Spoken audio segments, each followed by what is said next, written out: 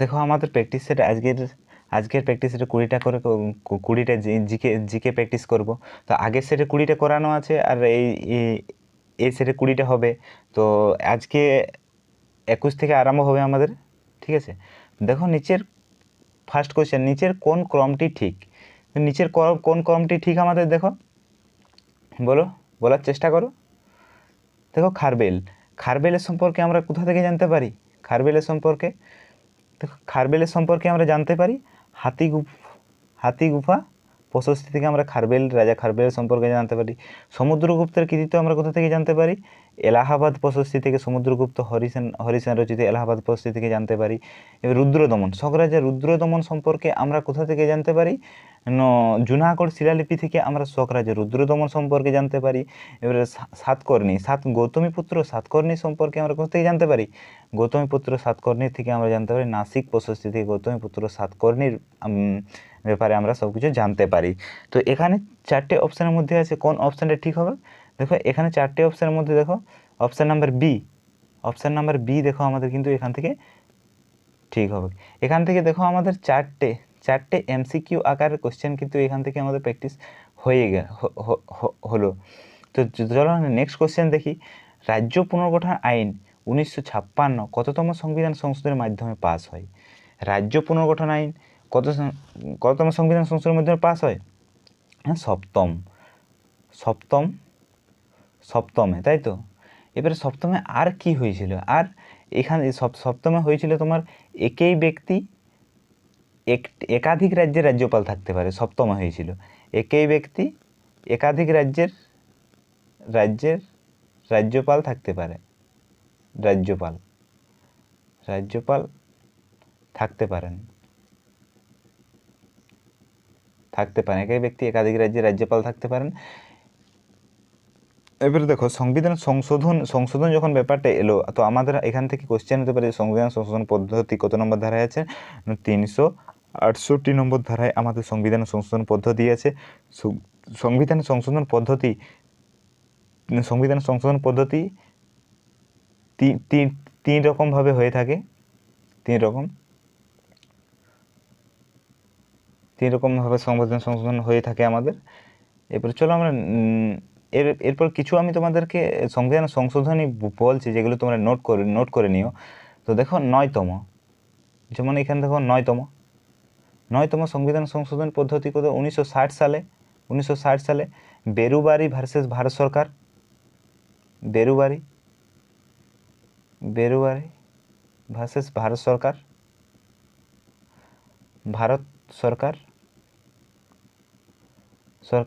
বেরুবারি versus Bharat সরকার। এখানে কি বেরুবারি যে আমাদের জায়গা অঞ্চলে ছিল, সেটা ভারত সরকার পাকিস্তানকে দিয়ে দেয়।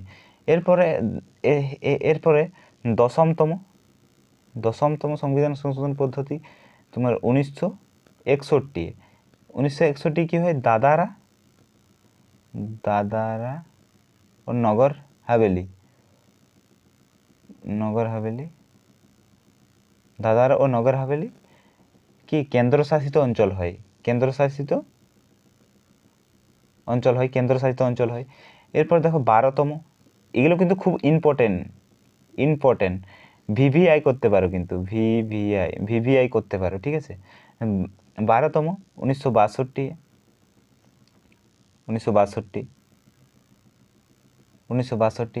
কি হয়? গোয়া দমন দিউ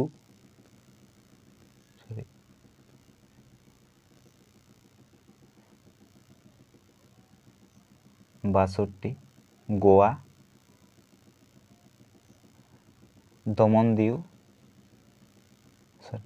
দমন দিউ আবার বলছি।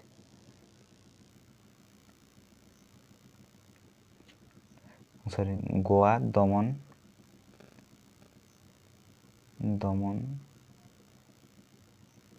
দিউ কেন্দ্রশাসিত অঞ্চল হয়।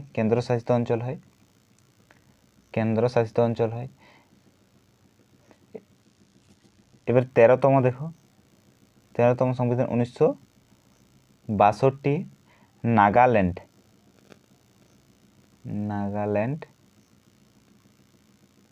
16তম রাজ্য হয়। 16তম এটা তো 15তম। ওহো, কোথায় চলে গেল আবার?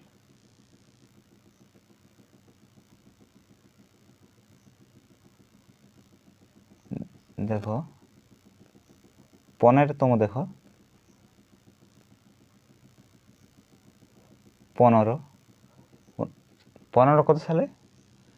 1963-তে হাইকোর্টের কার্যকাল 60 বছর থেকে কার্যকালের মেয়াদ। হাইকোর্টের কার্যকালের মেয়াদ 60 বছর থেকে 62 বছর করা হয়। ঠিক আছে, চলো এরপরে নেক্সট কোশ্চেন। আমি সংশোধনগুলো সবগুলো করিয়ে দেবো এই প্র্যাকটিস সেটের মধ্যেই, তোমরা ভালো করে এক জায়গায় ভালো নোট করে রাখবে। ঠিক আছে, চলো নেক্সট কোশ্চেন দেখি। অল ইন্ডিয়া রেডিওর নাম আকাশবাণী কত সালে? কত সালে আকাশবাণী? 1957 সালে কিন্তু অল ইন্ডিয়া রেডিও আকাশবাণী হয় 1957 সালে। চলো নেক্সট কোশ্চেন দেখি। কোন খেলার জন্য ইন্দিরা গান্ধী গোল্ড কাপ পুরস্কার দেওয়া হয়? কোন খেলার জন্য ইন্দিরা গান্ধী গোল্ড কাপ পুরস্কার দেওয়া হয়? অপশানগুলো দেখো। দেখো, ইন্দিরা গান্ধী গোল্ড কাপ পুরস্কার দেওয়া হয় হকিতে, তাই তো? মহিলা হকিতে ইন্দিরা গান্ধী গোল্ড কাপ পুরস্কার দেওয়া হয়, গোল্ড কাপ পুরস্কার দেওয়া হয়। এবারে ইন্দিরা গান্ধী গোল্ড কাপ পুরস্কার মহিলা হকি। এবারে হকিতে আমরা কি কি হকিতে কিছু কাপ দেখবো, যেমন Beighton cup, Beighton cup, Beighton cup. এবারে Dhyanchand trophy, Dhyanchand trophy. Lady Ratan Tata, lady Ratan Tata, lady Ratan Tata. বলে দিচ্ছি, তোমরা লিখে নিও। Lady Ratan Tata. Bombay cup, Bombay gold cup, Bombay gold cup, Bombay gold cup. এরপরে দেখো ফুটবলে কি কি কাপ দেওয়া হয় আমাদের? ফুটবলে Colombo cup, Colombo. Durand cup, Durand cup, Durand cup. BC Roy trophy, BC Roy trophy, Roy trophy.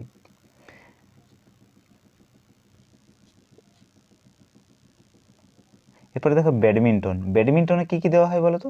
ব্যাডমিন্টনে বলো তো, বলার চেষ্টা করো। ব্যাডমিন্টনে ইউরোপীয় কাপ, ইউরোপীয় কাপ, ইউরোপীয় কাপ, ইউরোপীয় cup. Konika cup, Konika cup. Thomas cup, Uber cup, Uber cup. এবার বাস্কেটবল, লাস্টে কি ছিল? লাস্টের অপশান ছিল কি? এই সি নাম্বার অপশান, বাস্কেটবল। তাহলে বাস্কেটবলে কি কি দেওয়া হয়? না, বাস্কেটবলে দেওয়া হয় আমাদের বাস্কেটবলে কি কি দেওয়া হয়? বাস্কেটবল ল্যারি ও ব্রায়েন চ্যাম্পিয়ন ট্রফি, ল্যারি ও ব্রায়েন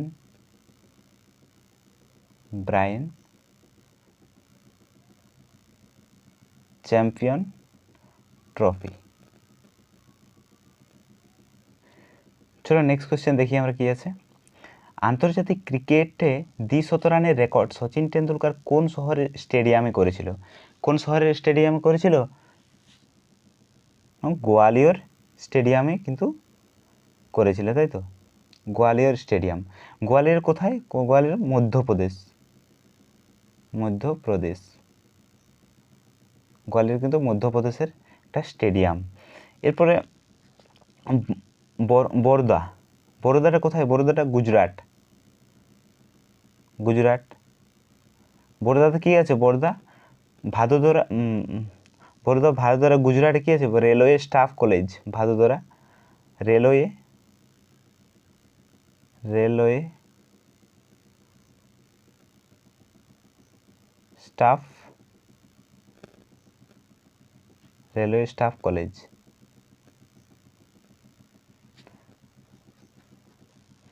আহমেদাবাদে কোন স্টেডিয়াম আছে? আহমেদাবাদে মোটেরা, মোটেরা নরেন্দ্র মোদি স্টেডিয়াম আহমেদাবাদ। চলো নেক্সট কোশ্চেন দেখি আমরা।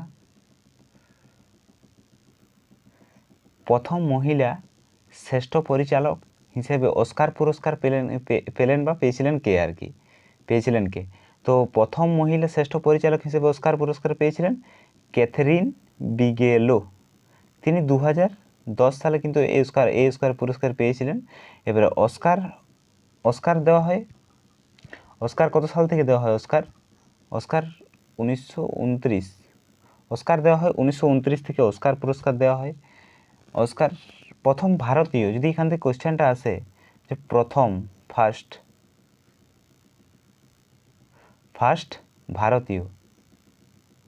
ভারতীয় কে অস্কার পায়? ভারতীয় ভানু আথাইয়া।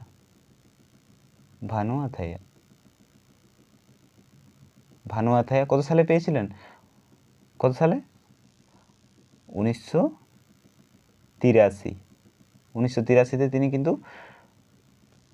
অস্কার পুরস্কার পেয়েছিলেন। চলো নেক্সট কোশ্চেন দেখি আমরা। সত্যজিৎ রায়ের চারুলতা কোন গল্প অবলম্বনে নির্মিত? তো সত্যজিৎ রায়ের চারুলতা কোন গল্প অবলম্বনে নির্মিত? নষ্ট নীড়, তাই তো, নষ্ট নীড়। এবারে সত্যজিৎ রায় তিনি অস্কার পেয়েছিলেন, কত সালে অস্কার পেয়েছিলেন? 1992 তিনি অস্কার পেয়েছিলেন। এরপরে ঘরে বাইরে চোখের বালি আর চতুরঙ্গ, ঘরে বাইরে চোখের বালি আর চতুরঙ্গ, এগুলো কার? এগুলো নাকি রবীন্দ্রনাথ ঠাকুরের।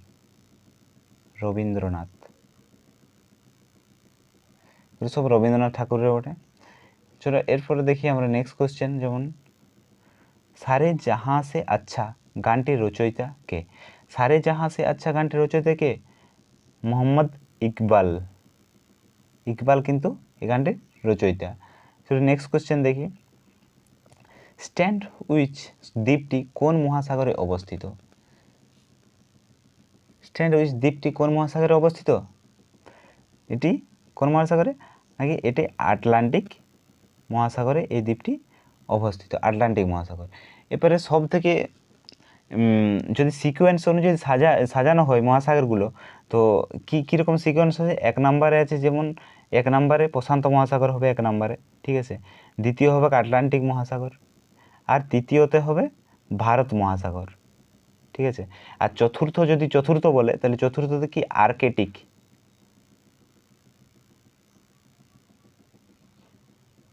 না, আমি সরি ভুল বলছি। এটা কিন্তু সিকোয়েন্স হবে। 1 নম্বর সব থেকে বড় মহাসাগর হচ্ছে প্রশান্ত মহাসাগর, তারপরে কিন্তু আটলান্টিক মহাসাগর, তারপরে কিন্তু ভারত মহাসাগর, ঠিক আছে। এটা সিকোয়েন্স। এটা 1, এটা 2, আর এটা 3। এরপরে প্রশান্ত মহাসাগর সম্পর্কে আমরা এক্সট্রা কি ইনফরমেশান, যেমন প্রশান্ত মহাসাগরকে কি বিশ্বের বৃহত্তম ও গভীরতম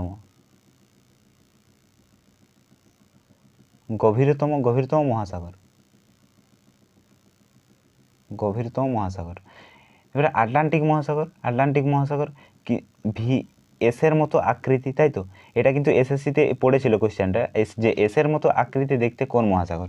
তাহলে এখানে উত্তর হবে এসের মতো দেখতে আটলান্টিক মহাসাগর, কিন্তু এসের আকৃতির কিছুটা দেখতে, ঠিক আছে। এবারে আটলান্টিক মহাসাগর জিব্রাল্টার প্রণালী কোন দুটি দেশকে আলাদা করেছে? জিব্রাল্টার প্রণালী, এখানে আটলান্টিক মহাসাগর প্লাস কোনটা? ভূমধ্য সাগরকে আলাদা করেছিল জিব্রাল্টার প্রণালী। ভূমধ্য সাগর, এই দুটোকে আলাদা করেছিল কি? জিব্রাল্টার প্রণালী।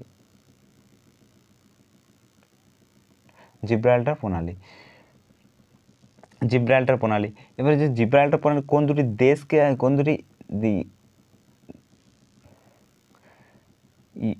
দেশকে আলাদা করেছে? ইউরোপ আর আফ্রিকাকে, মহাদেশকে আলাদা, ইউরোপ আর আফ্রিকা মহাদেশ, সরি আমার বলা হয়েছে, আফ্রিকা মহাদেশকে আলাদা করেছে। এখান থেকে দেখো সব থেকে ছোট যদি বলে, সব থেকে ছোট মহাসাগর, সব থেকে ছোট ছোট মহাসাগর হলে আর্কটিক মহাসাগর, সব থেকে ছোট হচ্ছে আর্কটিক মহাসাগর। চলো নেক্সট কোশ্চেন দেখি। পেইরি বনাঞ্চল কোথায় দেখতে পাওয়া যায়? পেইরি বলার চেষ্টা করবে। দেখো পেইরি বনাঞ্চল কোথায় দেখতে পাওয়া যায়? উত্তর আমেরিকাতে কিন্তু পেইরি বনাঞ্চল দেখতে পাওয়া যায়। উত্তর আমেরিকাতে পেইরি বনাঞ্চল দেখতে পাওয়া যায়। এবারে পেইরি বনাঞ্চল এখান থেকে কিছু এক্সট্রা আমরা ইনফরমেশন নেব। যেমন দক্ষিণ আমেরিকাতে আমরা কি দেখতে পাই? দক্ষিণ আমেরিকা পম্পাস তৃণভূমি দেখতে পাওয়া যায়। পম্পাস দেখতে পাওয়া যায়। এবারে স্টেপ কোথায় কোথায় দেখেছি? ইউরোপ ও এশিয়ার মধ্যে কি স্টেপ তৃণভূমি দেখতে চাই ইউরোপ আর এশিয়ার মধ্যে। এবারে কিছু তৃণভূমি বলছি, তোমরা নোট ডাউন করতে থাকবে। কিছু তৃণভূমি যেমন বলছি, দেখো সাভানা তৃণভূমি, সাভানা তৃণভূমি কোথায় বলো? এরপর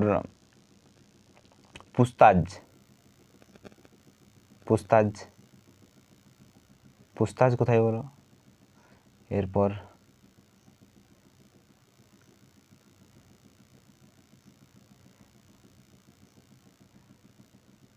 এরপর বলো ক্যান্টারবারি,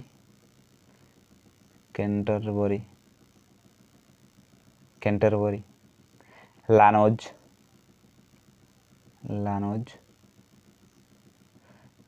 দেখো সাভানা তৃণভূমি কোথায় থাকে? সাভানা অস্ট্রেলিয়া, সাভানা হচ্ছে অস্ট্রেলিয়া। পুস্তাজ কোথায়? হাঙ্গেরি। এবার ক্যান্টারবারি কোথায় দেখতে পাওয়া যায়?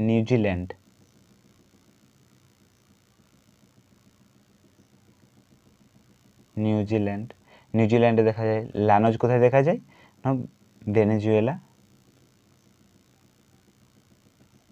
ভেনেজুয়েলা বা কলম্বিয়াতে দেখা যায়। ঠিক আছে, চলো নেক্সট কোশ্চেন দেখি কি আছে। হিমালয়ে 2000 মিটার থেকে 8000 মিটার উচ্চতায় কোন ধরনের স্বাভাবিক উদ্ভিদ জন্মায়? 2000 মধ্যে? দেখো এখানে উত্তর হবে কোনোটি নয় উত্তর হচ্ছে। তাহলে এখানে এক্সট্রা ইনফরমেশন আমরা এখান থেকে অনেক কিছু জানতে পারি। যেমন চিরহরিৎ বৃক্ষ কোথায় দেখতে পাওয়া যায়? পশ্চিমঘাট পর্বতের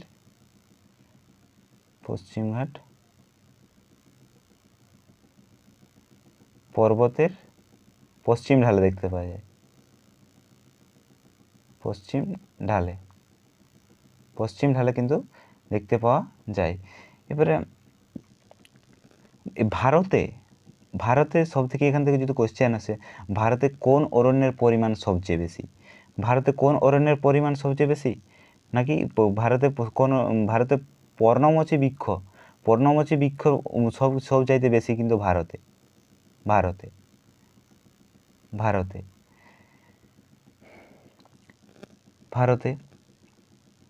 এবার আর এখান থেকে এখানে যেমন অরণ্য সম্পর্কে যখন হলো, অরণ্য কি আমাদের অরণ্য একটা আমাদের পূর্ণভার সম্পদ, অরণ্য পূর্ণভর সম্পদ। এবারে ভারতে কত শতাংশ জমি আছে? ভারতে কত শতাংশ বনভূমি আছে? ভারতে কত শতাংশ বনভূমি আছে? 21.05% কিন্তু ভারতে অরণ্য আছে। এটা কিন্তু অরণ্য আছে। এরপরে সবচাইতে বেশি অরণ্য কোন রাজ্যে আছে? ভারতের সবচাইতে বেশি অরণ্য কোন রাজ্যে আছে? সবচাইতে বেশি অরণ্য আছে, এখানে দিচ্ছি, সবচেয়ে বেশি যদি বলে, বেশি হয়েছে অন্ধ্রপ্রদেশ। আর সব থেকে কম বনভূমি আছে কোথায়? পাঞ্জাব। দেখো 31 নম্বর কোশ্চেন, দেখো বোলপুর কোন নদীর তীরে অবস্থিত? বোলপুর কোন নদীর তীরে অবস্থিত? বোলপুর কোপাই নদীর তীরে অবস্থিত হচ্ছে বোলপুর, কোপাই নদীর তীরে। কোপাইটা কার উপনদী? কোপাই হচ্ছে ময়ূরাক্ষীর উপনদী। ময়ূরাক্ষীর একটি উপনদী হচ্ছে কোপাই, তার তীরে অবস্থিত বোলপুর শান্তিনিকেতন বোলপুর শান্তিনিকেতন এখানে অবস্থিত। ঠিক আছে, এবার কোপাই নদীকে কী বলা হয়? শাস নদী। কোপাই নদী কিন্তু মনে রাখবে যে এখানে শাস নদী বলে, শাস নদী, ব্র্যাকেট লিখেছি শাস নদী বলে কোপাই নদীকে শাস নদী। এবার তোসরার উৎপত্তি কোথায়? তোসরার উৎপত্তি হচ্ছে চুম্বী উপত্যকা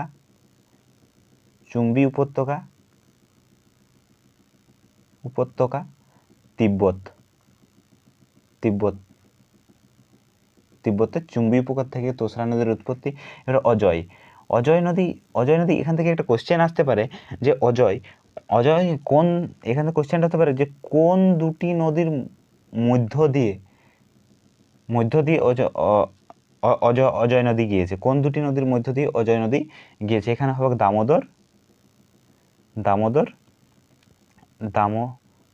দামোদর আর ময়ূরাক্ষী।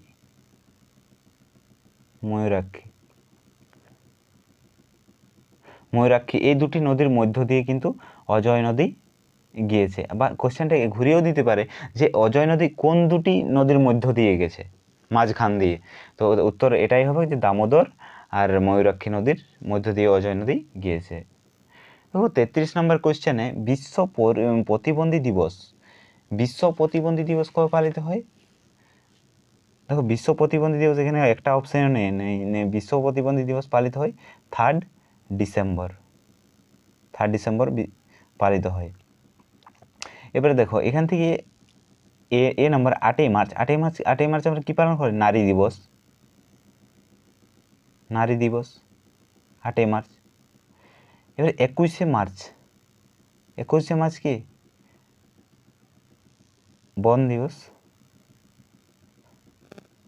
বনভূমি দিবস। আর এখান থেকে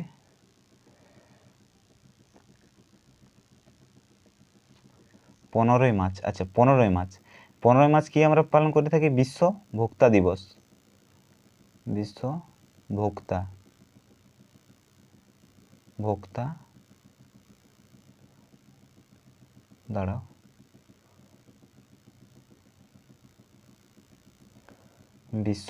দিবস।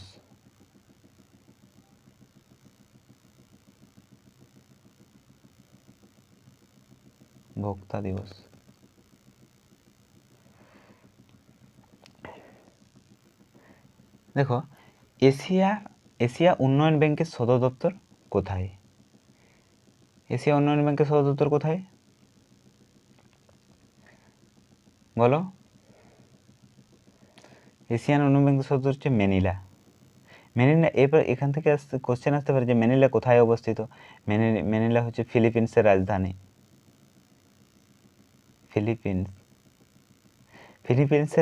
ফিলিপিন্সের রাজধানী হচ্ছে ম্যানিলা। এরপরে এখান থেকে আরও কিছু, আমি যেমন কোশ্চেন তোমাকে বলছে, যেমন ওপেকের হেডকোয়ার্টার কোথায়?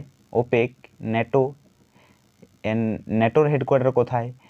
IMF এর হেডকোয়ার্টার কোথায়? WBর হেডকোয়ার্টার কোথায়? দেখো ওপেকের হেডকোয়ার্টার হচ্ছে ভিয়েনা। ওপেক। আর ন্যাটোর হেডকোয়ার্টার কোথায়? ব্রাজেলস। IMF ইন্ডিয়ান মনিটারি ফান্ডের হেডকোয়ার্টার হচ্ছে কোথায়? Washington DC। আর ওয়ার্ল্ড ব্যাংকের কোথায়? WD Washington DC। পয়সার ব্যাপারে যখন কিছু বলবে সেখানে সবসময় মনে রাখছে ওয়াশিংটন DC এরকমভাবে। তো চলো নেক্সট কোয়েশ্চেন দেখি আমরা। নিম্নলিখিত কোন ব্যক্তিকে ভারতীয় চলচ্চিত্র শিল্পের জনক হিসেবে অভিহিত করা হয়? চলচ্চিত্রের ক্ষেত্রে কাকে চলচ্চিত্র হিসেবে অভিহিত করা হয় জনক হিসেবে? নাকি দাদা সাহেব ফালকেকে চলচ্চিত্রের জনক হিসেবে ধরা হয় আর কি। তো দাদা সাহেব ফালকে পুরস্কার, এই পুরস্কারটা প্রদান করা হয় দাদা সাহেব ফালকে জানো চলচ্চিত্রের ক্ষেত্রে দেওয়া হয়। তো এই পুরস্কারটা প্রদান করা হয় কত সালে? 1969 সালে কিন্তু এই পুরস্কার দেওয়া হয়। এই পুরস্কার ফার্স্ট কে পায়? ফার্স্ট পায় দেবিকা রানী।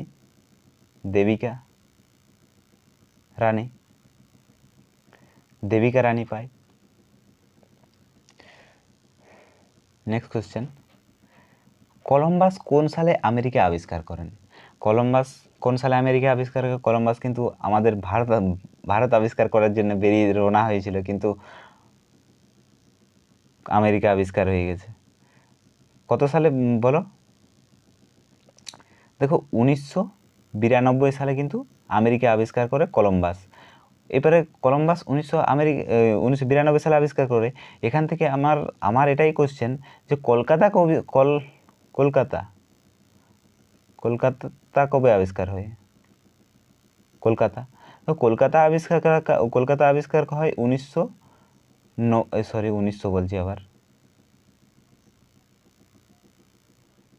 কলকাতা আবিষ্কার হয় 1690। কে করেন না? জর্জ চাণক। ঠিক আছে, চলো এবার নেক্সট কোশ্চেন দেখি। দেখো নিচের কোনটি দক্ষিণ ভারত মহাসাগরের ক্রান্তীয় ঘূর্ণিঝড়? দক্ষিণ ভারত মহাসাগরের ক্রান্তীয় ঝড়, এখানে অপশান এলিমেন্টের মাধ্যমেও করা যায়। দেখো উইলিস ঝড় কোথায় দেখতে পাওয়া যায়? এটা দেখা যায় অস্ট্রেলিয়াতে দেখা যায়। অস্ট্রেলিয়াতে উইলি দেখা যায়। এবারে টাইফুন কোথায় দেখা যায়? টাইফুন দেখা যায় দক্ষিণ চীন সাগরে। হেরিকেন কোথায় দেখা যায়? হেরিকেন দেখা যায় আটলান্টিক মহাসাগরে। তাহলে অপশান কোনটা পড়ে থাকলো? অপশান পড়ে থাকলো সাইক্লোন ঝড়, যেটা দক্ষিণ ভারত মহাসাগরে এই ঝড়টা কিন্তু দেখা যায়।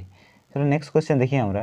ভারতের মধ্যযুগীয় মন্দিরগুলি এক ধরনের কি সাংস্কৃতিক কার্যাবলী, পর্যাপ্ত বৈদেশিক বাণিজ্যের উদ্দেশ্য, সুফি আন্দোলনের সফল এক ধরনের স্থাপত্যের নিদর্শন? দেখো এগুলো কিন্তু কি ছিল? এক ধরনের স্থাপত্যের নিদর্শন ছিল এগুলো, ভারতের মধ্যযুগীয় মন্দিরগুলি। এরপর নেক্সট কোশ্চেন দেখি আমরা কি আছে। কনিষ্কের শাসন কার্য সম্পর্কে কোনটি ঠিক নয়? ঠিক আছে, কোনটি ঠিক নয়? দেখো আমরা এখান থেকে কনিষ্ক সম্পর্কে আমরা জেনেছি, যেমন দেখো কনিষ্ক সম্পর্কে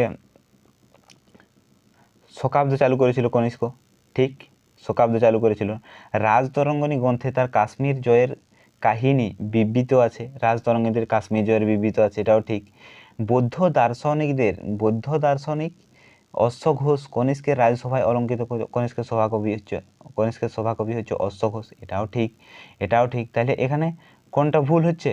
কনিষ্ক জৈন ধর্মাবলম্বী ছিলেন, এটা কিন্তু ভুল বলছে যে কনিষ্ক জৈন ধর্মাবলম্বী ছিলেন। ঠিক আছে, চলো নেক্সট কোয়েশ্চেন দেখি। পতঙ্গ সংক্রান্ত বিদ্যাকে আমরা কি বলি? পতঙ্গ সংক্রান্ত বিদ্যাকে আমরা কি বলে থাকি? পতঙ্গ সংক্রান্ত বিদ্যাকে আমরা বলে থাকি এন্টিমোলজি, তাই তো? পতঙ্গ সংক্রান্ত বিদ্যা হচ্ছে এন্টিমোলজি। এরপরে বাকিগুলো এক্সট্রা ইনফরমেশন, যেমন হিস্টোলজি কি হলো? হিস্টোলজি হচ্ছে কলা সংক্রান্ত বিদ্যাকে বলে হিস্টোলজি। লিথোলজি কি? শিলা সংক্রান্ত বিদ্যা হিস্টোলজি। এমব্রায়োলজি কি? ভ্রূণ সংক্রান্ত বিদ্যা। এবারে তোমাদেরকে আমি কিছু জিজ্ঞেস করছি, যেগুলোর উত্তর করবে তোমরা। যেমন ধরো আর্কিওলজি, শর্টে লিখছি, তোমরা মুখে বলছি, উত্তর করবে।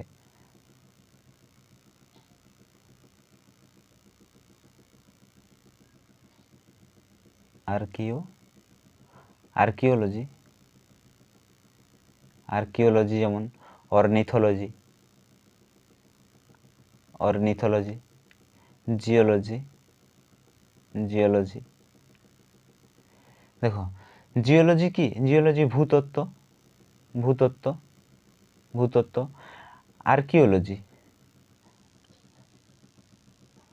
অর্নিথোলজি কি, অর্নিথোলজি হচ্ছে পক্ষী সংক্রান্ত বিদ্যা, পক্ষী সংক্রান্ত বিদ্যা, পক্ষী সংক্রান্ত বিদ্যা। আর্কিওলজি কি, আর্কিওলজি আমরা কি জানি, প্রত্নতত্ত্ব, প্রত্নতত্ত্ব, প্রত্নতত্ত্ব বিদ্যা। তো দেখো এখানে শেষ হয়েছে আমাদের কোশ্চেন। তো থ্যাংক ইউ সবাইকে। তো ভিডিওটা ভালো লাগলে সবাই লাইক শেয়ার, শেয়ার অন্তত করো, লাইক শেয়ার বন্ধুদের সঙ্গে। তো একটা রিকোয়েস্ট থাকলো, একটা like, like plus subscribe, live subscribe করে দিয়ে চ্যানেলটা, নতুন নতুন ভিডিও আরও আসবে, জিকের সিরিজটা কন্টিনিউ করবো আর করছি। তো তোমরা সঙ্গে থাকলে ভালো হয়, তো প্লিজ চ্যানেলটাকে সাবস্ক্রাইব করো, ঠিক আছে? তো চলো আজকের মতন ভাই, পরে এর পরের প্র্যাকটিস সেটে আবার কথা হবে।